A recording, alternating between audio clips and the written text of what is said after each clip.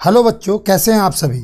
आज की इस वीडियो में हम देखने वाले हैं important questions from the chapter chemical reactions and equations. Video में आगे बढ़ने से पहले मैं आपको कुछ बातें बताना चाहता हूं। पहला ये कि सारे क्वेश्चंस 2022-23 के लेटेस्ट सिलेबस पर बेस्ड हैं, यानी ये सारे क्वेश्चंस 2023 बोर्ड एग्जाम के लिए हैं। इन सारे क्वेश्चंस को मैंने प्रीवियस पेपर्स को एनालाइज करने के बाद लिखा है। ऐसा मैं बिल्कुल नहीं कह रहा हूं कि आगे जो क्वेश्चंस हम देखने वाले हैं वही एग्जैक्ट एग्ज़ाम में आने वाले हैं, लेकिन मैं ये ज़रूर कहूँगा कि इसी टाइप के क्वेश्चंस आपको बोर्ड एग्ज़ाम में देखने को मिलेंगे। तो चलिए वीडियो को स्टार्ट करते हैं। सबसे पहले हम लोग 1 मार्कर क्वेश्चन को देखेंगे। क्वेश्चन नंबर 1 है, name the product formed when quick lime is added to water, write the reaction involved. यानी क्विक लाइम को जब पानी में मिलाया जाता है तो जो प्रोडक्ट बनता है आपको उसका नाम लिखना है और साथ ही उसका केमिकल रिएक्शन भी लिखना है। तो ये रहा उसका आंसर। अगला क्वेश्चन है, name the type of reaction when. Point number 1, calcium oxide reacts vigorously with water to produce slaked lime. Point number 2, when hydrogen sulphide gas is passed through a blue solution of copper sulphate, a black precipitate of copper sulfide is obtained and the sulfuric acid so formed remains in the solution। Question number 2 में आपको reaction का type बतलाना है। Number 1 में जो बतला रहा है वो ये कह रहा है कि कैल्शियम ऑक्साइड को जब हम पानी में मिलाते हैं या पानी के साथ रिएक्ट करवाते हैं तो कैल्शियम ऑक्साइड बहुत तेज़ी के साथ विगोरसली रिएक्ट करता है और साथ ही साथ सिलेक्ट लाइम बनता है। तो ये कौन सा रिएक्शन है बतलाइए। पॉइंट नंबर 2 में बोलता है कि जब हाइड्रोजन सल्फाइड गैस को हम कॉपर सल्फेट के ब्लू सॉल्यूशन के ऊपर से पास करते हैं तो एक काला प्रेसिपिटेट बनता है कॉपर सल्फाइड का, और साथ ही साथ सल्फ्यूरिक एसिड भी बनता है जो कि सॉल्यूशन में ही रह जाता है। आपको इसका भी रिएक्शन जो है इसका टाइप बतलाना है। तो ये रहा उसका आंसर।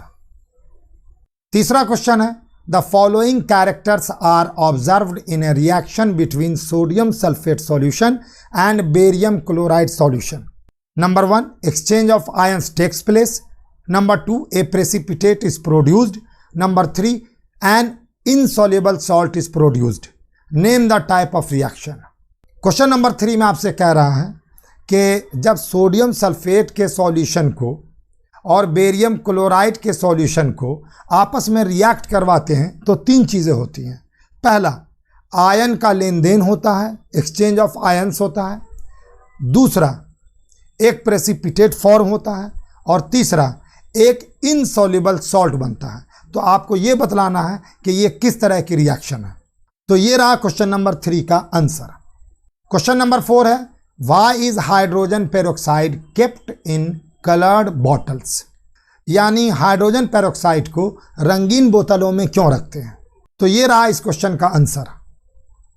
क्वेश्चन नंबर 5 है, एक इक्वेशन दिया हुआ है N2 + 3H2 = 3NH3। Name the type of reaction. आपको इस केमिकल इक्वेशन को देख करके बतलाना है कि ये किस तरह की रिएक्शन है। तो ये रहा इस क्वेश्चन का आंसर। क्वेश्चन नंबर 6 है, mention the reason the colour changes are observed when a piece of zinc is dropped in a copper sulphate solution.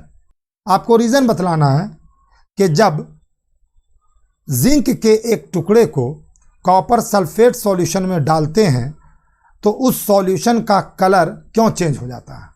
तो ये रहा इस क्वेश्चन का answer. Question number 7, why do silver articles become black when exposed to air after some time। इस question में आपसे कह रहा है कि जब हम हवा में रख देते हैं तो चांदी की चीज़ें कुछ दिनों के बाद काली क्यों हो जाती हैं। तो ये रहा इस क्वेश्चन का आंसर। नेक्स्ट क्वेश्चन है question number 8, why do chip manufacturers usually flush bags of chips with a gas such as nitrogen. यानी चिप्स बनाने वाले जो होते हैं वो चिप्स के पैकेट को या चिप्स की थैली को नाइट्रोजन जैसी किसी एक गैस से फ्लश क्यों करते हैं। तो ये रहा इस क्वेश्चन का आंसर। अगला क्वेश्चन है, right a chemical equation for A double displacement reaction. यानी आपको डबल डिस्प्लेसमेंट रिएक्शन को शो करने के लिए या उसका एग्जाम्पल देने के लिए एक केमिकल इक्वेशन लिखनी है। तो ये रहा इस क्वेश्चन का आंसर। बच्चों आपको बिल्कुल इसी तरह टू द पॉइंट आंसर देने हैं, इसलिए आप इसी तरह आंसर लिखने और प्रेजेंट करने की प्रैक्टिस कर लीजिए। अब बात करते हैं हम लोग 2 मार्कर क्वेश्चंस की। पहला क्वेश्चन है, when hydrogen gas is passed over heated copper 2 oxide, copper and steam are formed, write the balanced chemical equation with physical states for this reaction, state what kind of reaction is this. इस question में कह रहा है कि जब hydrogen gas को गर्म copper 2 oxide के ऊपर से पास ओवर करते हैं तो कॉपर बनता है और स्टीम बनता है, यानी भाप बनती है। आपको इसका केमिकल इक्वेशन लिखना है, उस केमिकल इक्वेशन के अंदर रिएक्शन के फिजिकल स्टेट्स भी शो करने हैं और आपको ये भी बतलाना है कि ये किस तरह की केमिकल रिएक्शन है। तो ये रहा इस क्वेश्चन का आंसर। अब 3 मार्कर क्वेश्चंस की बात करते हैं। वैसे भी इस चैप्टर से 3 मार्कर क्वेश्चंस ज्यादा आते हैं। पहला क्वेश्चन है, when a copper wire was left in silver nitrate solution for some time it was observed that the solution turned bluish green. Point number 1, explain the observation. Point number 2, write the balanced chemical equation to represent the change taking place.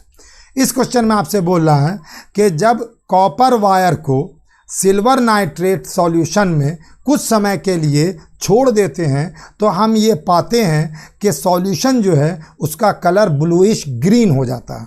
आपको इस observation को explain करना है कि ऐसा क्यों होता है। साथ ही साथ आपको इस ऑब्जर्वेशन में होने वाली घटना का एक बैलेंस्ड केमिकल इक्वेशन भी देना है, जिससे पता चले कि जो चेंज हो रहा है वो कैसे कैसे हो रहा है। तो ये रहा इस क्वेश्चन का आंसर। अब क्वेश्चन नंबर 2 है, 2 gram of ferrous sulphate crystals are heated in a dry boiling tube. Answer the following. Point number 1, list any 2 observations. Point number 2, name the type of chemical reaction taking place. Point number 3, write the chemical equation of the reaction. इस question में आपसे कह रहा है कि 2 gram ferrous sulphate के crystal को एक ड्राई बॉइलिंग ट्यूब में रख करके गर्म करते हैं। इन तीनों क्वेश्चंस के आंसर दीजिए। पहला, कोई भी 2 ऑब्जर्वेशन लिखिए, यहां पर जो केमिकल रिएक्शन हो रहा है उसका टाइप लिखिए, और तीसरा, इस केमिकल रिएक्शन को केमिकल इक्वेशन के द्वारा लिख करके शो कीजिए। तो ये रहा इस क्वेश्चन का answer. Question number 3, point number 1, solution of a substance X is used for testing carbon dioxide. Write the equation of the reaction of X with carbon dioxide. Point number 2, how is X obtained? Write the chemical equation. Substance X है, उसका जो solution है उसका use किया जाता है carbon dioxide को test करने के लिए। इस सब्सटेंस X का कार्बन डाइऑक्साइड के साथ होने वाले रिएक्शन का इक्वेशन लिखिए। पॉइंट नंबर 2 में बोल रहा क्वेश्चन में X कैसे प्राप्त होता है, कैसे ऑब्टेन्ड होता है, इसका आपको केमिकल इक्वेशन लिखना है। तो ये रहा इस क्वेश्चन का आंसर। अगला क्वेश्चन है question number 4, right the chemical equations involving the following chemical reactions. Point number 1, white washing. Point number 2, black and white photography. नीचे लिखे हुए केमिकल रिएक्शन में जो कुछ होता है उसको आपको केमिकल इक्वेशन के फॉर्म में लिखना है। तो ये रहा इस क्वेश्चन का आंसर। अगला क्वेश्चन है question number 5, what is rusting. Describe with a label diagram an activity to investigate the conditions under which iron rusts. यानी रस्टिंग क्या है, जंग लगना क्या है। साथ ही आपसे इस क्वेश्चन में बोला जा रहा है कि एक लेबल डायग्राम बना करके एक एक्टिविटी लिखिए जिससे पता चले कि किन कंडीशंस में आयरन में रस्टिंग होती है। तो ये रहा इस क्वेश्चन का answer.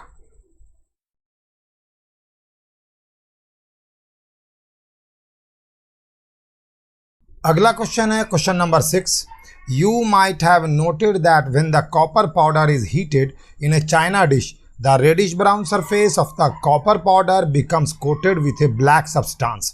Why has this black substance formed? What is this black substance? Write the chemical equation of the reaction that takes place. How can the black coating on the surface be turned reddish brown.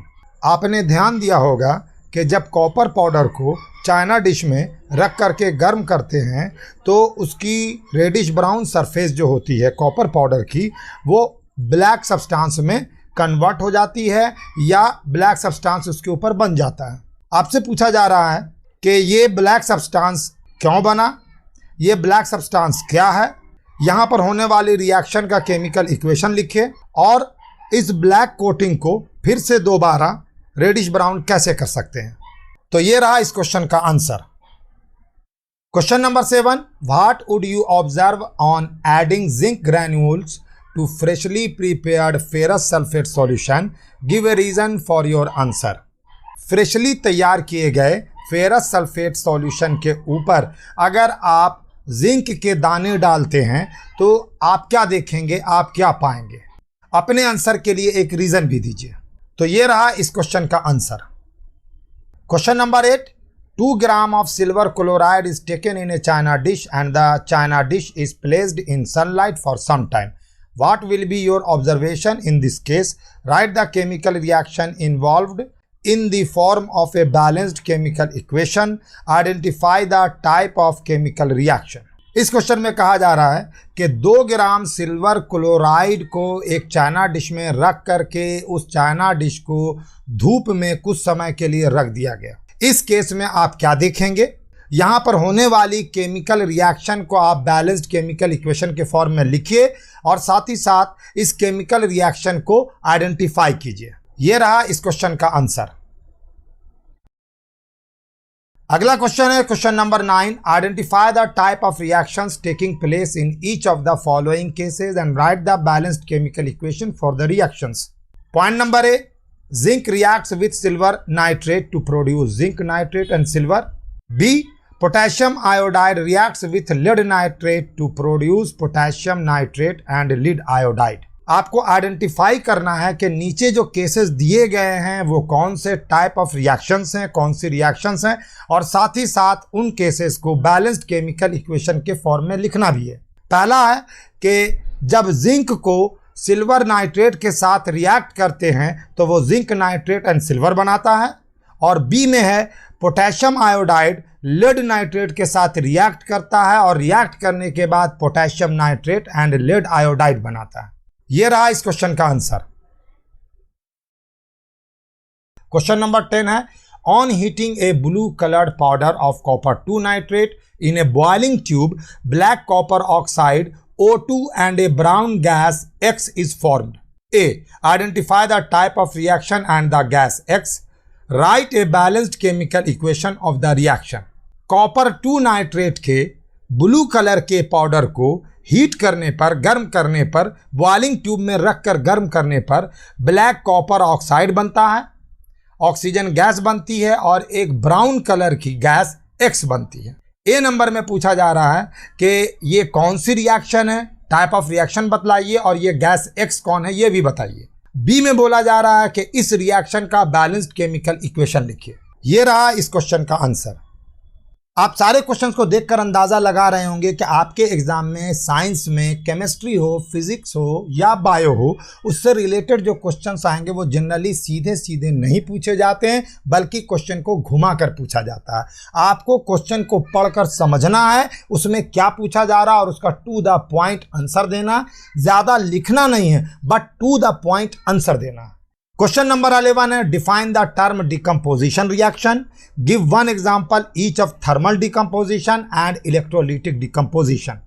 Question में कहा जा रहा है कि decomposition reaction के term को explain कीजिए, define कीजिए और साथ ही साथ थर्मल डिकम्पोजिशन और इलेक्ट्रोलिटिक डिकम्पोजिशन का एक एक एग्जाम्पल दीजिए। तो ये रहा इस क्वेश्चन का आंसर। अगला question, question number 12, write one equation each for decomposition reactions where energy is supplied in the form of heat, light and electricity। बहुत ही बेसिक क्वेश्चन है, NCERT बुक से दिया हुआ क्वेश्चन है और बहुत ही इंपॉर्टेंट है। आपको इस क्वेश्चन में कहा जा रहा है कि डिकम्पोजिशन रिएक्शन के एक एक इक्वेशन लिखना है। एक जिसमें आप एनर्जी सप्लाई करते हैं हीट के फॉर्म में, दूसरा लाइट के फॉर्म में और तीसरा इलेक्ट्रिसिटी के फॉर्म में। तो ये रहा इस क्वेश्चन का आंसर। अगला question, question number 13, in the reaction MnO2 plus 4HCl equals to MnCl2 plus 2H2O plus Cl2. Point number A, name the compound. Point number 1, oxidized. Point number 2, reduced. Point number B, define oxidation and reduction on its basis. आपको एक reaction दी गई है जिसमें manganese dioxide और hydrochloric acid आपस में react कर रहे हैं, उसके बाद मैग्नीज क्लोराइड, वाटर और क्लोरीन बन रहे हैं। आपको बतलाना है कि इस कंपाउंड में इस रिएक्शन के अंदर कौन सा सब्सटेंस ऑक्सीडाइज हो रहा है, कौन सा रिड्यूस हो रहा है, और इसी के बेसिस पर आपको ऑक्सीडेशन और रिडक्शन को डिफाइन करना है। तो ये रहा इस क्वेश्चन का answer. Question number 14, balance the following chemical equations and state whether they are exothermic और endothermic. Number 1, Na plus H2O equals to NaOH plus H2। Number 2, FeSO4 equals to Fe2O3 plus SO2 plus SO3। यहाँ पर दो equations आपको दी गई हैं, दोनों को आपको बैलेंस करना है, और बैलेंस करने के साथ साथ आपको यहाँ पर यह भी बताना है कि इसमें से कौन सी इक्वेशन या केमिकल रिएक्शन एक्सोथर्मिक है और कौन सी इंडोथर्मिक। तो ये रहा इस क्वेश्चन का answer. Question number 15, name the term used to indicate the development of unpleasant smell and taste in fats and oils containing food due to oxidation. What are antioxidants? Why are they added to fat and oil containing food?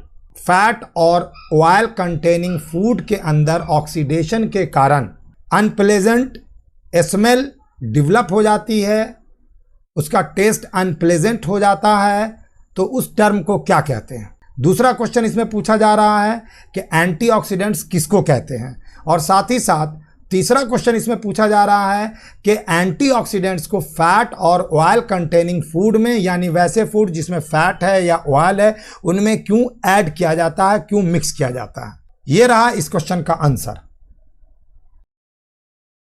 देखिए students, question का answer छोटा लिखना है, word कम से कम use करने ताकि आपका time बचे, लेकिन एक बात का ध्यान रखना है, क्वेश्चन का आंसर बिल्कुल परफेक्ट, टू द पॉइंट और पूरी तरह से क्लियर होने चाहिए। क्वेश्चन नंबर 16 है, name two metals which do not corrode easily, give an example in each of the following case to support that. Number 1, corrosion of some metals is an advantage. Number 2, corrosion of a metal is a serious problem. Question में आपसे पूछा जा रहा है कि दो metals का नाम बतलाइए जो कि आसानी से कोरोड नहीं करती हैं। साथ ही साथ आपसे कहा जा रहा है कि यहाँ पर आपको दो क्वेश्चन और दिए गए हैं, उनके सपोर्ट में आप एग्जाम्पल दीजिए। नंबर 1 में है कि मेटल्स का कोरोजन होना लाभदायक है।